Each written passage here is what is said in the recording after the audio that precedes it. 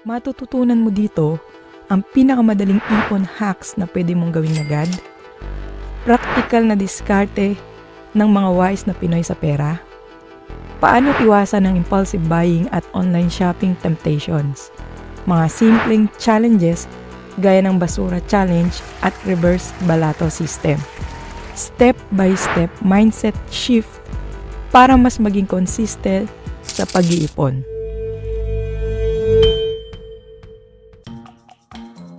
At kung first time mo dito, ako si Dean ng KMWLZ Studio at nandito ako para samahan ka sa iyong ipon journey.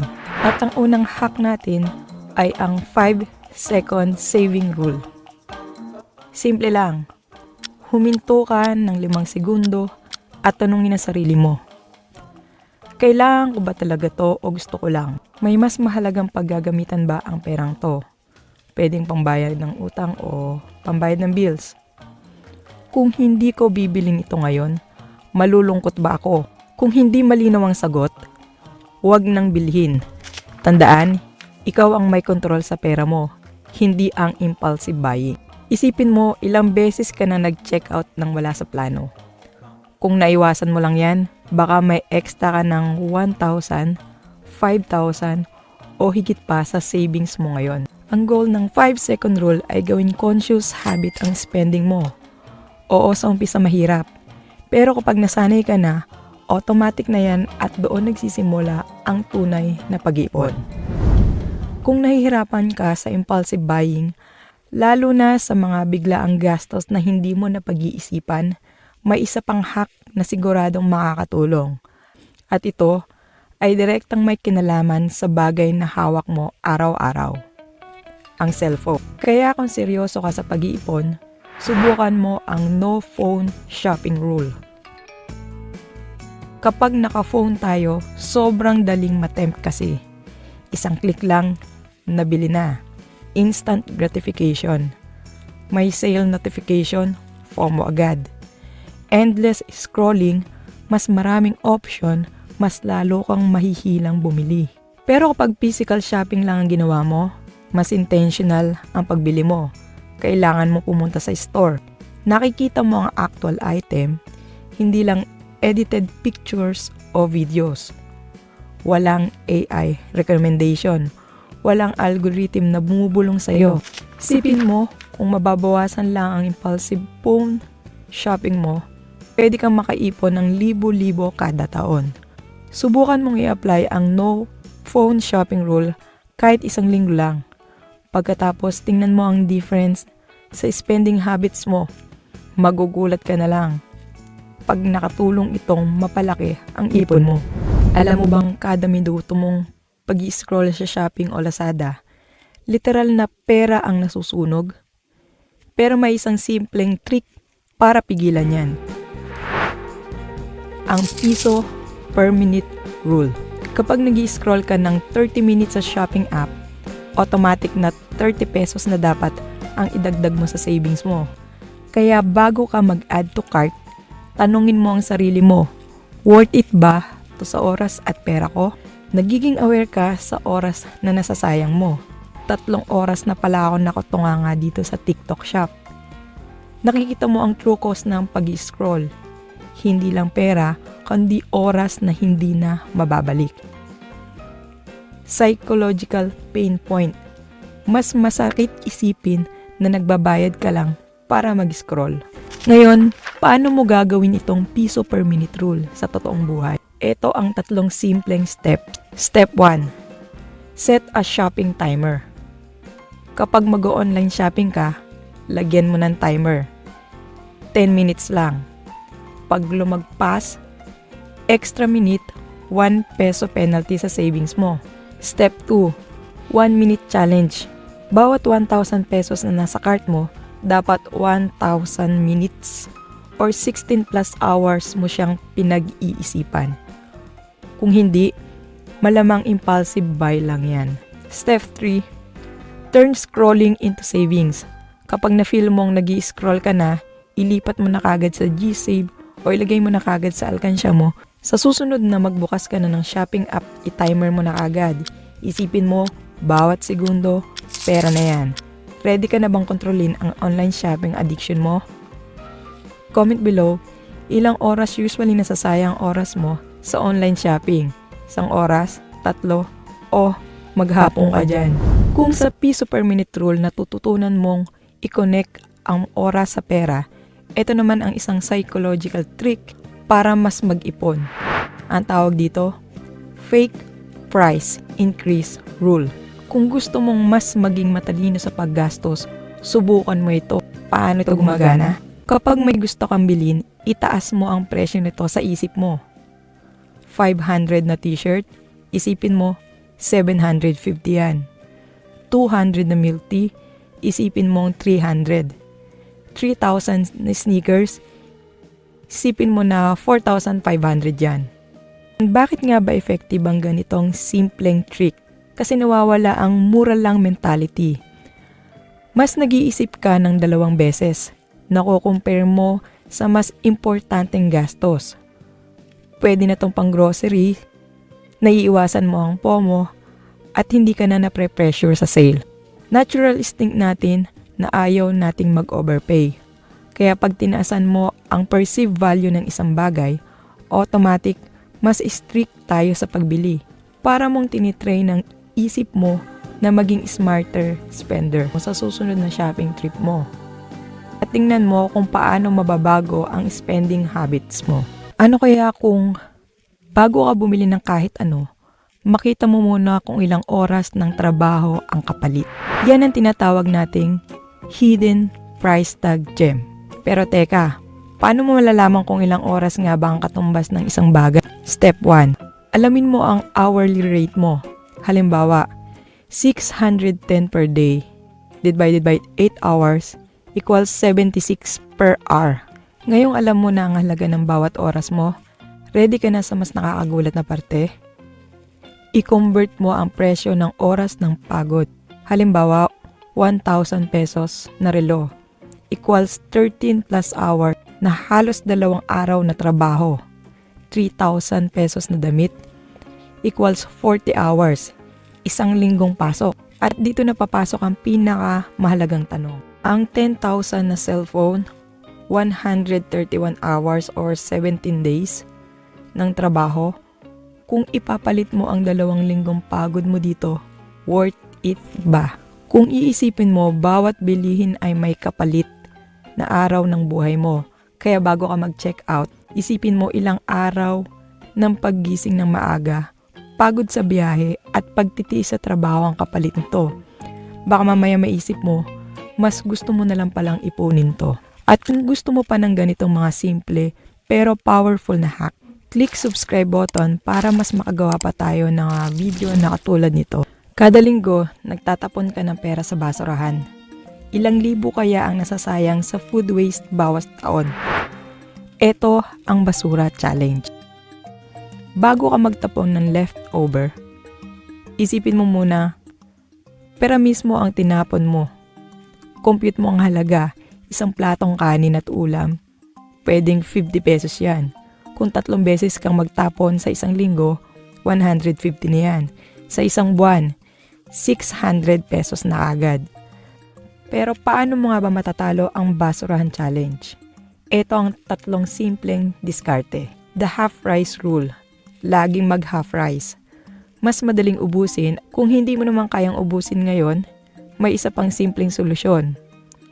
Magic baon container. Magbaon ka ng maliit na lalagyan.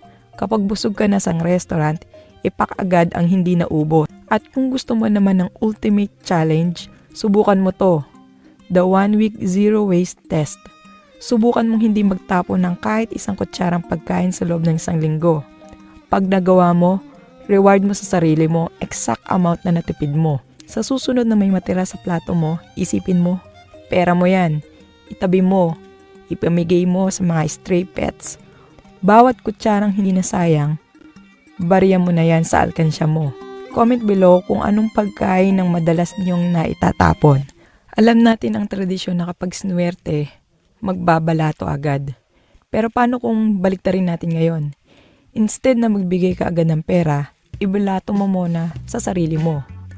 Welcome to reverse balato system. At bakit effective ang sistemang ito? Simple lang. Sa Pinoy culture kasi, ubos muna bago mag-ipon. Dapat baligtarin natin. Psychological win, nag-share ako, pero nag-save din ako. Sustainable generosity, hindi ka nagigipit kahit tumutulong. Kung gusto mong subukan ito, ito ang 3 madaling paraan para i-apply agad. Kapag nakatanggap ka ng bonus, unang kunin ang 10% at ilagay sa savings account mo.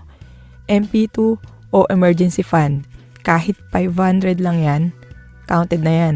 Bawat balatong binibigay mo dati, 100, 200, sa mga inaanak at pamangkin, gantihan mo ng sarili mo ng same amount sa alkansya.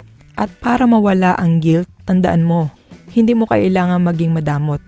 Basta unahin mong bayaran ang sarili mo bago ang iba. Mas stable ka, mas makakatulong ka in long term. Isipin mo, 500 per month na self-balato times 12 months. Meron kang 6,000 pesos plus interest. 6,000 kada taon na hindi mo namamalayan. All from rewiring a Pinoy habit. At dito mo makikita ang simpleng pagbabago ng mindset. Pwede palang magbigay ng malaking resulta. Sa susunod na may extra katandaan, pinakaunang dapat mong balatuhan ay ang sarili mo. Kasi pag secure ka, mas masaya ka, mas makakapag-share ka rin. Comment below saan madalas napupunta ang balato mo. Kung sa reverse balato system natutunan mong unahin ang sarili mo bago mag-share, ito naman ang isang challenge na masaya at nakakagulat kasi ang pagiging makakalimutin mo, pwedeng makapag-ipon ng pera mo.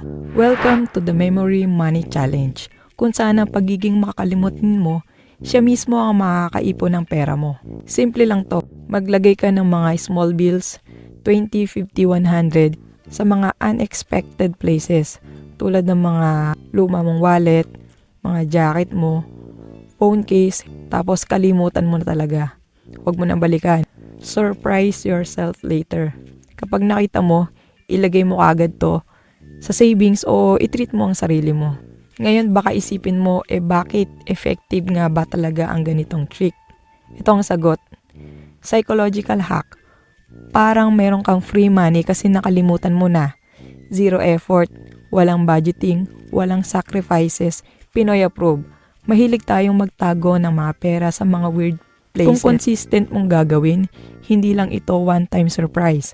Pwedeng may long-term effect pa. Sipin mo na lang kung meron kang 50 pesos per week times 52 weeks, meron kang 2,600 per year. Isipin mo, yung 2,600 na hindi mo man lang namamalayan, pwede na yan kagad ipang-invest. Ang ganda, di ba? Kaya ngayon pa lang, simulan mo na. Kaya challenge ko sa'yo, magtago ka na ng pera ngayon. Kahit 20 pesos lang yan, kalimutan mo na, tapos pasalamatan mo ang sarili mo later. Alam mo ba kung bakit parang ang bilis mo wala ng sahod mo? Kasi inihintay mong maubos muna bago ka mag-ipon. May solusyon tayo dyan, ang 10% rule. Kung saan, unang ibabawas mo sa sahod mo ay para sa sarili mo. Ngayon tingnan natin ang pagkakaiba ng normal mindset versus sa 10% mindset. Normal mindset, gastos muna, save na lang kung may sobra, ending, zero natitira.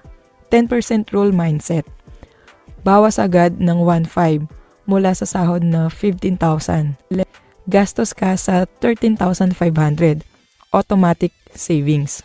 Simple lang ang adjustment pero malaki ang epekto. Ito ang dahilan kung bakit life-changing ang 10% rule. Pero paano mo gagawin ang habit ng 10% rule? Ito lang ang 3 madaling paraan. Sa araw ng sweldo, unang gawin, ilipat ang 10% sa hiwalay na account. Treat it like a bill na hindi pwedeng i-skip. Gumamit ng account na hindi mo nakikita sa daily apps. Kapag hindi mo nakikita, hindi mo ito magagalaw. Isipin mo, hindi talaga sa akin to. Para to sa future me. Kapag may pinaglaanan ka talaga ng pera mo, hindi mo ito basta-basta gagalawin. Ngayon tingnan natin kung gaano kalaki ang epekto kapag naging consistent ka. 1,500 pesos per month times 12 equals 18,000 pesos per year plus interest. Kada taon na hindi mo man lang namamalayan. pwede mo nang pang-start ng negosyo yan. Kung gusto mong mag-level up, may dagdag na hack na sobrang dali. Every 3 months, dagdagan mo ng 1%. Unti-unting aabot sa 20% saving rate. Hindi mo ito mararamdaman. Sa susunod na sumahod ka, ibawas mo kaagad yung para sa sarili mo. Doon mo marirealize, ang problema pala ay hindi kulang ang sahod, kundi kung saan napupunta ang nauuna mong gastos. Comment below, ilang percent ng sahod mo ang naiipon mo ngayon. Birthday mo, may pera kang regalo. Congrats! Pero huwag mo nang gastusin. Gamitin mo ang birthday budget swap, kung saan ang lahat ng cash gift mo ay magiging investment. Simple lang ang gagawin. Ang perang regalo mo, automatic savings na yan. Itabi mo lahat ang cash gift sa hiwalay na lalagyan. Gamitin mo ang sarili mong budget para sa celebration. Ngayon baka isipin mo bakit birthday gift pa? Itong dahilan kung bakit ito ang panghuli natin. Empowering mindset. Hindi ako umaasa sa regalo. Ako ang nagkokontrol. Windfall psychology. Free money, future money. Celebration plus responsibility. Enjoy ka pa rin, pero may long-term gain. Kung gusto mong masulit ang birthday money mo, ito ang 3 paraan para i-maximize. Emergency fund, first rule. Kung wala ka pang emergency fund, unang ilagay dito ang mga regalo mo. 3,000 pesos na agad yan, sulit na. Investment swap challenge, kapag 5,000 plus na, ipalit mo sa high level interest digital bank o MP2. Hayaan mo lang lumago. Delay gratification bonus. Kung may gusto kang bilhin, hintayin mong kumita muna ang pera mo. Pag gusto mo pa rin after 6 months, edi go. Ngayon tingnan natin kung gaano kalaki ang epekto kapag ginawa mo ito taon-taon. 3,000 pesos per year times 10 years equals 30,000 pesos plus interest. 30,000 pesos na galing lang sa mga regalo mo. Every birthday, mag-i-invest ka. In 20 years, ikaw na ang nagbibigay ng financial gifts sa family mo. Sa susunod na may magbigay sa iyo ng pera, tandaan, ang pinakamagandang regalo mo sa sarili mo ay hindi ang gastusin yan, kundi ang seguridad ng kinabukasan mo. Comment below ang pinakamalaking cash gift mo na na-receive. 1,000, 5,000, o magkano pa. So ayan ang 10 simple at practical na hacks para mas madali kang makaipon ngayon. Mula sa 5-second saving rule hanggang sa birthday budget swap. Nakita mo na kung paano ang maliit na pagbabago ay pwedeng magdala ng malaking resulta sa'yo. At tandaan, hindi lang kailangan ng malaking sahod para makapag-ipon. Ang kailangan ay tamang mindset, disiplina, at consistency. Kahit 20, 50, or 100 pesos lang yan, kapag ginawa mo ng habit, lalaki at lalaki din yan. Ang tunay na goal dito ay hindi lang pera, kundi peace of mind at freedom. Kapag kontrolado mo ang gastos mo, mas kaya mong magplano para sa pamilya, sa future at sa sarili mong pangarap. Kung alin dito sa 10 hacks na ito ang pinakagusto mong subukan, paki-comment naman. At kung may sarili kang ipon trick, i-share mo na rin at baka makatulong ito sa iba. Hanggang sa susunod, maraming salamat.